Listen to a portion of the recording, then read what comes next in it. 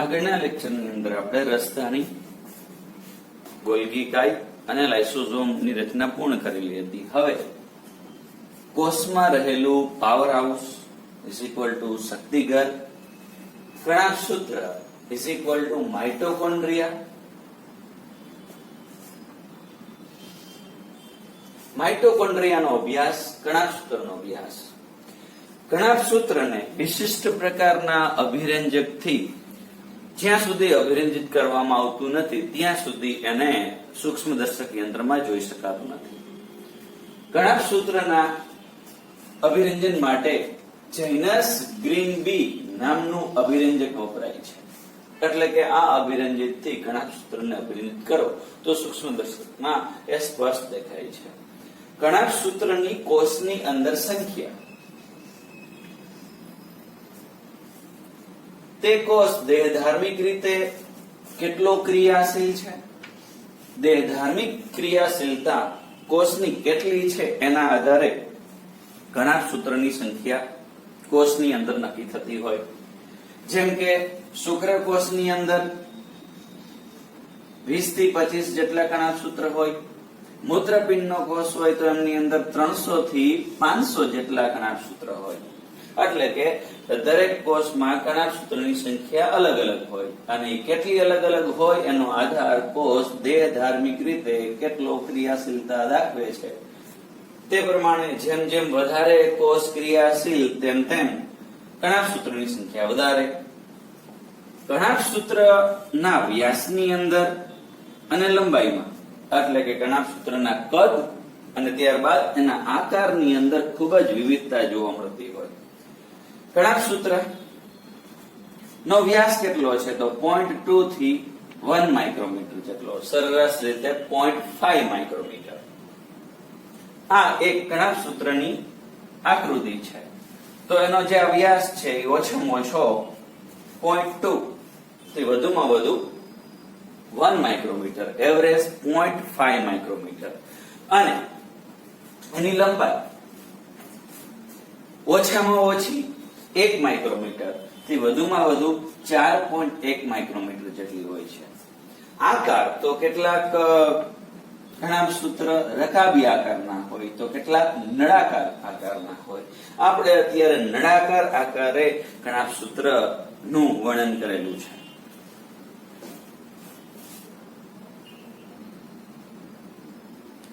કણાભસૂત્ર એ બેવડા પટલથી ઘેરાઈ ગયેલી અંગિકા છે.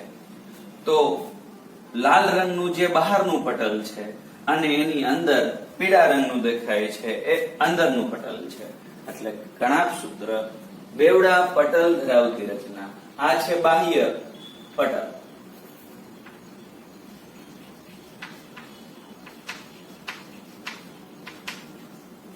તો આ રચના છે અંતપટલ.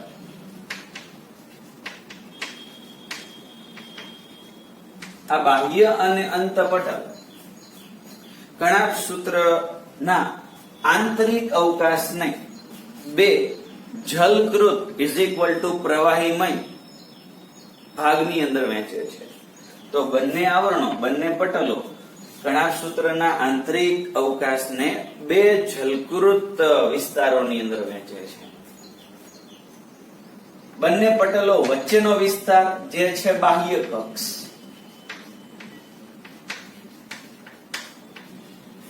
અને અંતપટલની અંદર રહેલો આ વિસ્તાર ઇઝ ઇક્વલ ટુ અંતકક્ષ.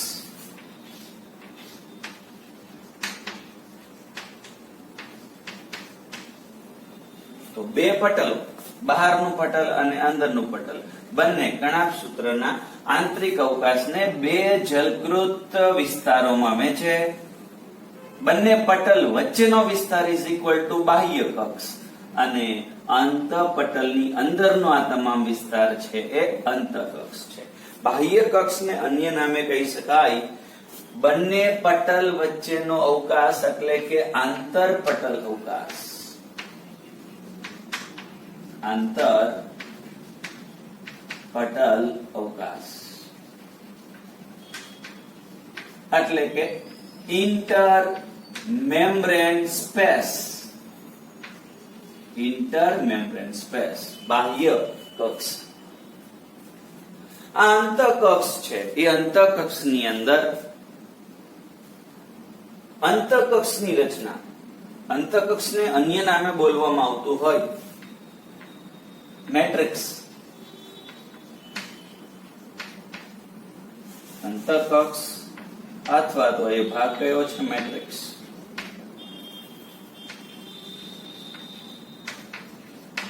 મેટ્રિક્સ એને અન્ય નામે કહેવામાં આવે આધારક. આધારક દ્રવ્યથી ભરેલું છે.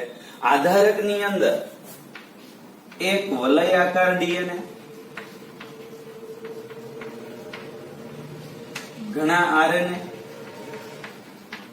એક વલયાકાર ડીઓક્સી રિબોન્યુક્લિક એસિડ, ઘણા બધા રિબોન્યુક્લિક એસિડ, રિબોઝોમ, 70S પ્રકારના રિબોઝોમ,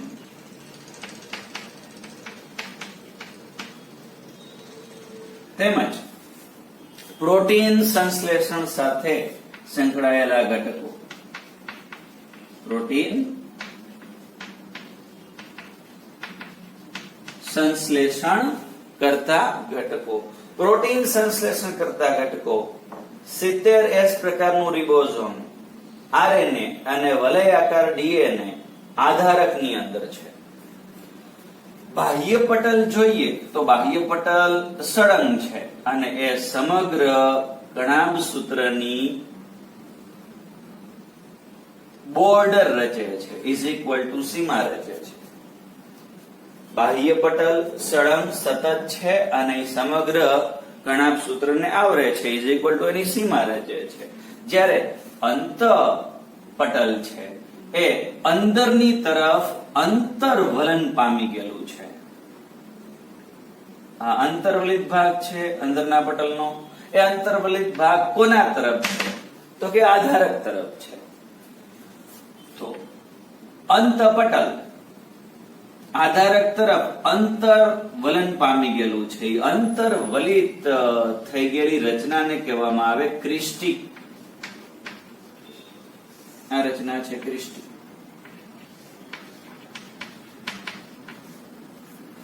ક્રિસ્ટી અંદરના પટલની સપાટીનો વિસ્તાર વધારે છે. એકાદ મિનિટ માટે એવું ધારી લઈએ કે દાખલા તરીકે આ અંતર્વલિત ભાગ ઇઝ ઇક્વલ ટુ ક્રિસ્ટી ન હોય તો આ પટલ સળંગ હોય. એનો વિસ્તાર માપો અને ક્રિસ્ટી સાથેનો વિસ્તાર માપો તો ક્રિસ્ટી અંતપટલના વિસ્તારની અંદર વધારો કરે છે, એટલે કે એનો સપાટીય વિસ્તાર વધારે છે. આ ક્રિસ્ટી ઉપર જે રચના આવેલી હોય એ રચનાને કહેવામાં આવે F1 કણ. આની ઉપર જે રચના આવેલી છે એ F1 કણ છે.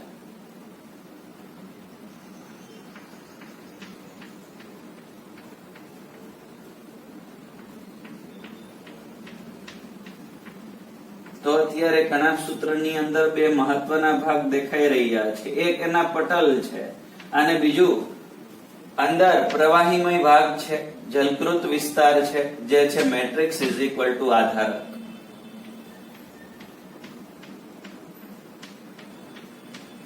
આ છે F1 કણ. તો ક્રિસ્ટી જે રચના ધરાવે છે એ F1 કણ છે.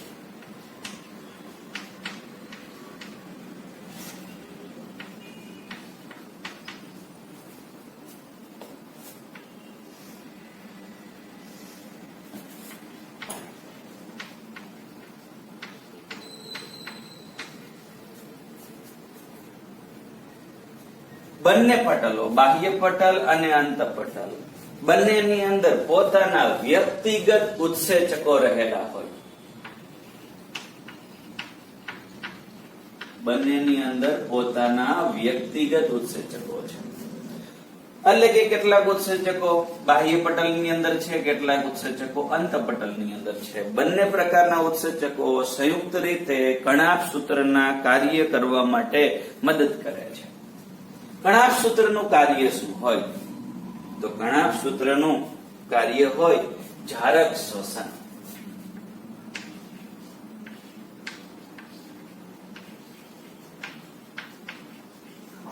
જારક શ્વસન ઇઝ ઇક્વલ ટુ ઓક્સિજનની હાજરીમાં ગ્લુકોઝ જેવા પદાર્થો નું ઓક્સિડેશન થતા આપણને શક્તિ પ્રાપ્ત થતી હોય.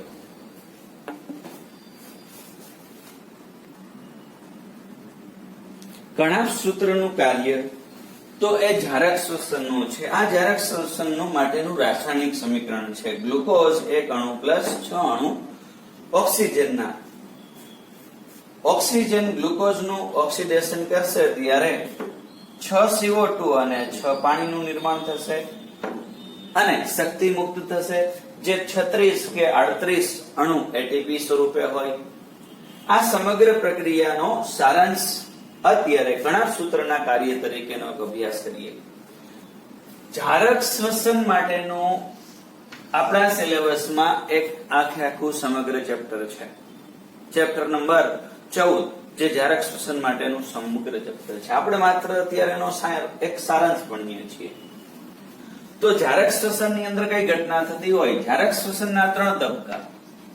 એક ગ્લાયકોલિસિસ પહેલો તબક્કો, બીજો તબક્કો છે ક્રેબ્સ ચક્ર અને ત્રીજો તબક્કો છે એ ઓક્સિડેટિવ ફોસ્ફોરાયલેશન. ગ્લાયકોલિસિસની પ્રક્રિયામાં એક ગ્લુકોઝમાંથી 2 અણુ પાયરુવિક એસિડના બને. બંને પાયરુવિક એસિડ ક્રેબ્સ ચક્રમાં દાખલ થાય, જે ચક્રીય પ્રક્રિયા છે. ક્રેબ્સ ચક્રને અન્ય નામે કહેવામાં આવે TCA, try carboxylic acid cycle, કે જે દરમિયાન 6 CO2 મુક્ત થાય, 6 પાણી વપરાય. ગ્લાયકોલિસિસ અને ક્રેબ્સ ચક્રની નિપજો આવે ઓક્સિડેટિવ ફોસ્ફોરાયલેશન પ્રક્રિયા કરવા માટે. તે દરમિયાન 6 ઓક્સિજન વપરાશે અને 12 પાણી મુક્ત થશે. આ ત્રણેય પ્રક્રિયાની જે નિપજ પ્રાપ્ત થઈ અંતે 36 કે 38 અણુ એટીપી સ્વરૂપે બહાર આવશે. એટલે કે કોષીય શક્તિ એટીપી સ્વરૂપે બહાર આવે છે. એટીપી ઇઝ ઇક્વલ ટુ શક્તિનું ચલણ, એટલે કે હાજરો હાજર વાપરી શકાય એવું સ્વરૂપ.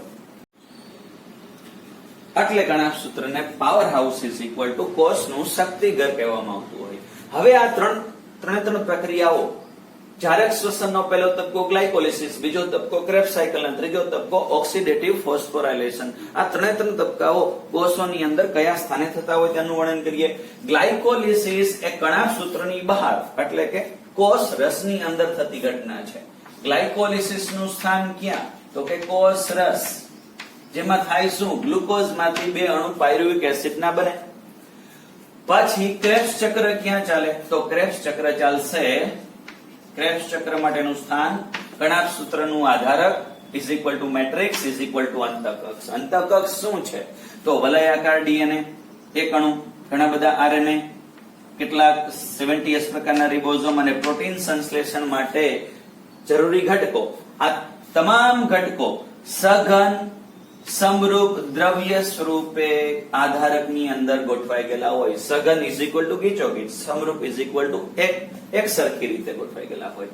તો ક્રેબ્સ ચક્ર ચાલવા માટેનું સ્થાન છે આધારક. અને ત્રીજો તબક્કો છે ઓક્સિડેટિવ ફોસ્ફોરાયલેશન, જે તબક્કો ચાલે છે કણાભ સૂત્રના અંદરના પટલમાં ઇઝ ઇક્વલ ટુ અંતઃપટલની અંદર. અંતઃપટલમાં ચાલે છે ત્યારે એમાં ક્રિસ્ટી તેમજ F1 કણ આ પ્રક્રિયાનું સંચાલન કરે છે. એટલે કે પ્રક્રિયા આમની અંદર ચાલે છે, ક્રિસ્ટીમાં, F1 કણમાં, અંતઃપટલની સાથે.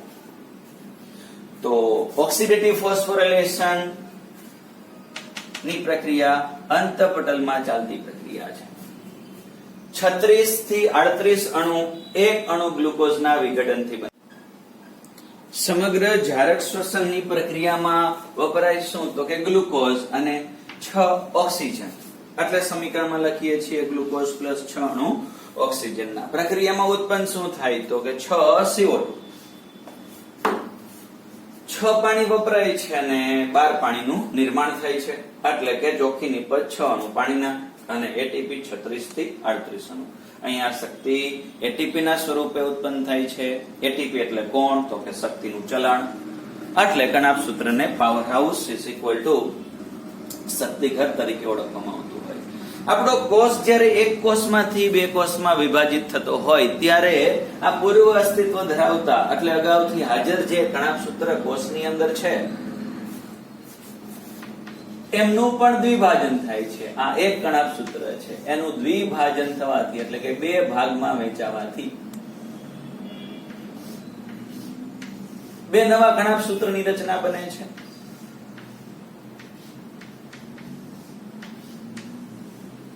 એટલે કે કણાભ સૂત્રનું વિભાજન દ્વિભાજનની પ્રક્રિયાથી થાય છે.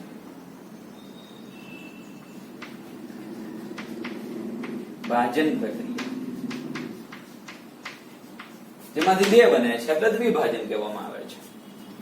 તો કણાભ સૂત્રનું નિર્માણ ક્યાં થાય છે, કઈ રીતે થાય છે? તો પૂર્વ અસ્તિત્વ ધરાવતા કણાભ સૂત્રમાંથી નવા કણાભ સૂત્રનું નિર્માણ થાય છે. તો હાલ આપણે કણાભ સૂત્રની તમામ રચના અને એની સાથે સંકળાઈ ગયેલા કાર્યનું વર્ણન કરેલું છે.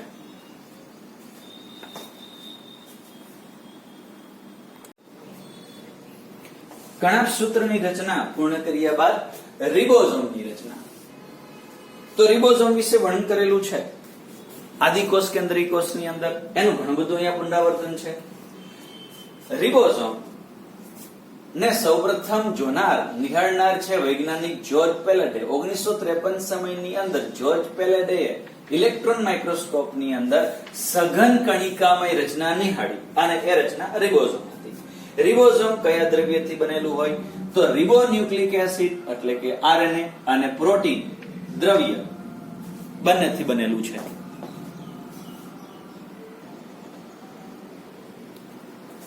આરએનએ એક પ્રકારનું ન્યુક્લિક એસિડ છે. પ્રોટીન સાથે જોડાવાથી બનતી રચનાને કહેવામાં આવે ન્યુક્લિયોપ્રોટીન. એટલે રિબોઝોમ કઈ રચનાથી બનેલું છે, કયા દ્રવ્યથી બનેલું છે? તો એક આન્સર મળે ન્યુક્લિયોપ્રોટીન, અને જો ઓપ્શન ન હોય તો આરએનએ પ્લસ પ્રોટીન.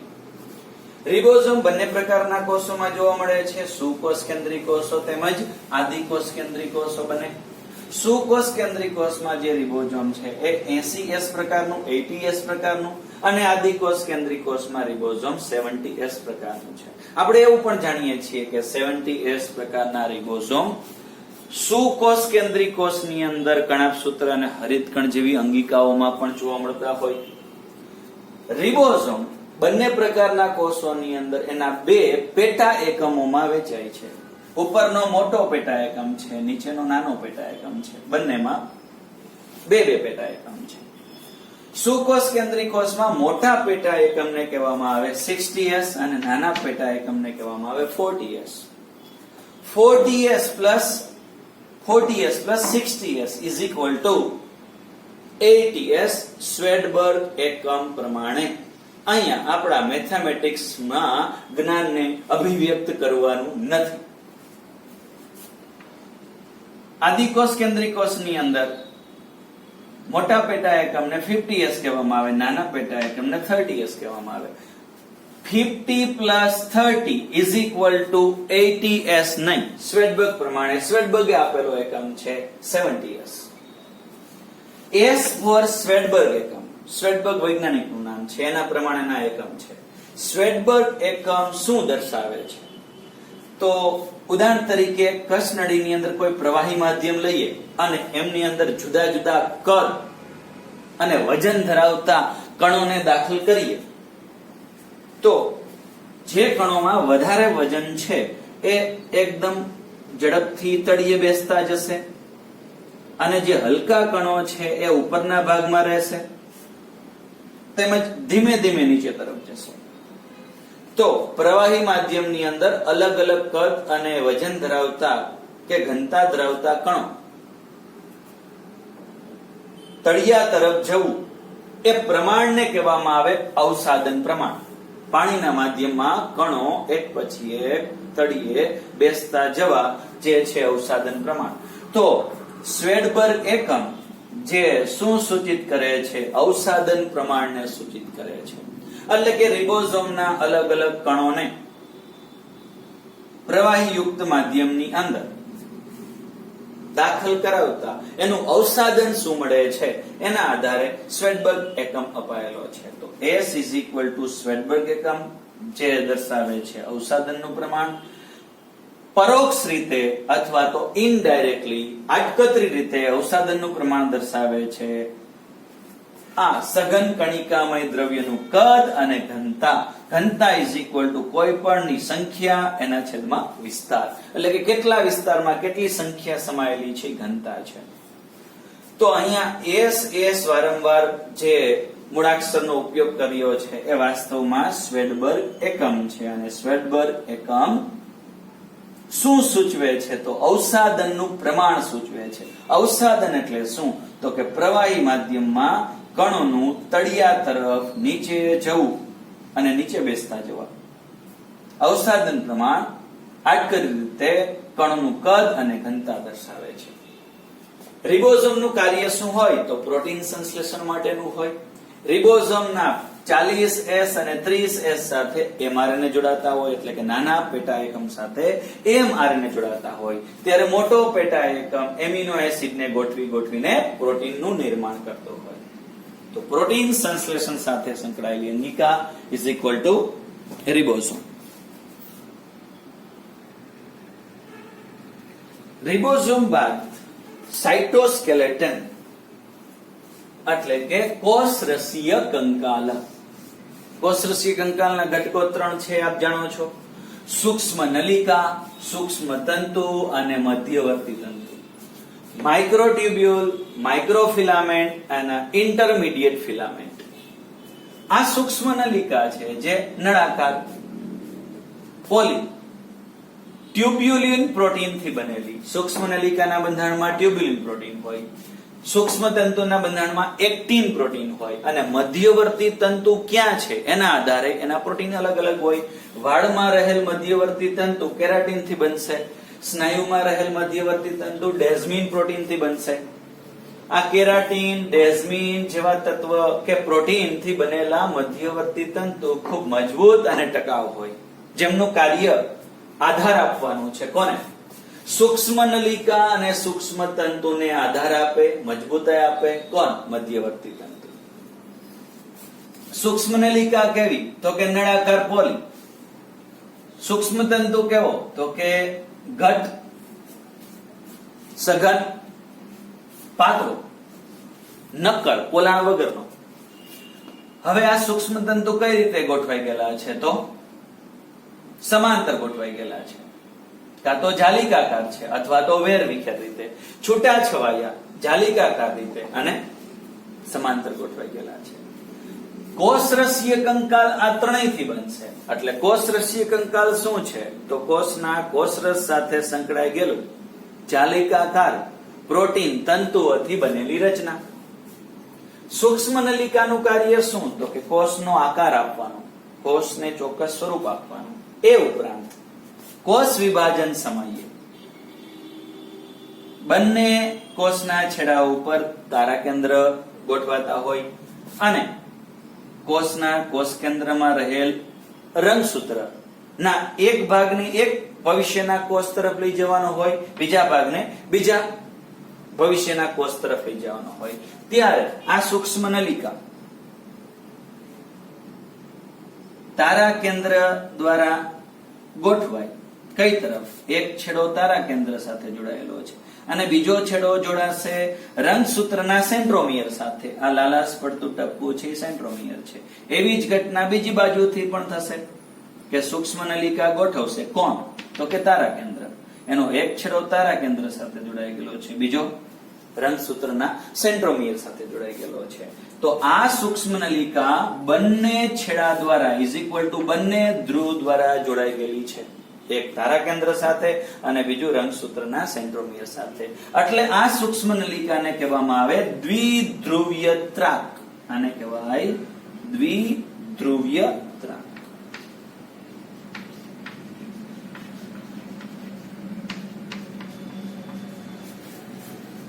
તો કોષ વિભાજન સમયે સૂક્ષ્મ નલિકા શું તરીકે વર્તે છે? દ્વિધ્રુવીય ત્રાક તરીકે વર્તે છે. હવે આ સૂક્ષ્મ નલિકાનું સંકોચન થશે. બંને બાજુની સૂક્ષ્મ નલિકાનું સંકોચન થાય તો ખેંચાણ કોની ઉપર આવશે? રંગસૂત્રના સેન્ટ્રોમિયર ઉપર. એટલે રંગસૂત્રનું સેન્ટ્રોમિયર તૂટી જશે. અડધું એક રંગસૂત્રના ભાગ સાથે, બીજું બીજા રંગસૂત્રના ભાગ સાથે. એક રંગસૂત્રનો ભાગ હવે એક ધ્રુવ તરફ જતો જશે, જે ભવિષ્યના એક કોષનું રંગસૂત્ર બનશે. એવું જ બીજો ભાગ ઉપર તરફ જતો જશે, જે ભવિષ્યના બીજા કોષનું રંગસૂત્ર બનશે. એટલે કે સૂક્ષ્મ નલિકા કોષ વિભાજન સમયે રંગસૂત્રનું સ્થળાંતર કરે છે. તો રંગસૂત્રના સ્થળાંતરમાં ભાગ લેતી રચના ઇઝ ઇક્વલ ટુ સૂક્ષ્મ નલિકા. તો સૂક્ષ્મ નલિકાના બે કાર્ય: કોષનો આકાર જાળવવો તેમજ રંગસૂત્રનું સ્થળાંતર કરવું. સૂક્ષ્મ તંતુનું કાર્ય: કોષીય સ્વરૂપમાં ફેરફાર. જેમ કે અમીબા ખોટા પગનું નિર્માણ કરે તો એમાં સૂક્ષ્મ તંતુનો ફાળો હોય. મધ્યવર્તી તંતુનું કાર્ય આ બંનેને આધાર પૂરો પાડવો. અને સૂક્ષ્મ નલિકા તેમજ સૂક્ષ્મ તંતુનું સંયુક્ત કાર્ય કોષીય ચલિતતા એટલે કોષનું હલનચલન તેમજ દ્રવ્યોનું કોષની અંદર વહન, એ બંનેનું સંયુક્ત કાર્ય છે. કોષીય ચલિતતા એટલે કોષોનું હલનચલન અને કોષની અંદર દ્રવ્યનું વહન. તો આ રીતે સાઇટોસ્કેલેટન કોષરસીય કંકાલનું કાર્ય શું? તો કોષનો આકાર જાળવવો, કોષના સ્વરૂપમાં ફેરફાર કરવા માટે જવાબદાર છે. યાંત્રિક મજબૂતાઈ કોષને પૂરી પાડવી, ચલિતતાનું કાર્ય કરવું. તો કોષીય ચલિતતા, યાંત્રિક મજબૂતાઈ, કોષને આધાર તેમજ કોષના આકાર જાળવણી સાથે કાર્ય કરતું કોષરસીય કંકાલ છે. જેમ આપણા શરીરને આંતરિક મજબૂતાઈ માટે અસ્થિ અને કાસ્થિથી બનેલું કંકાલ જોઈએ, એમ કોષને એમની આંતરિક મજબૂતાઈ માટે અને આધાર માટે સાઇટોસ્કેલેટન જોઈએ ઇઝ ઇક્વલ ટુ કોષરસીય કંકાલ જોઈએ. તો આજે આપણે આ લેક્ચરની અંદર 3 ભાગને પૂર્ણ કરેલા છે. એક કણાભ સૂત્ર, એના પછી રિબોઝોમ અને ત્યારબાદ કોષરસીય કંકાલ.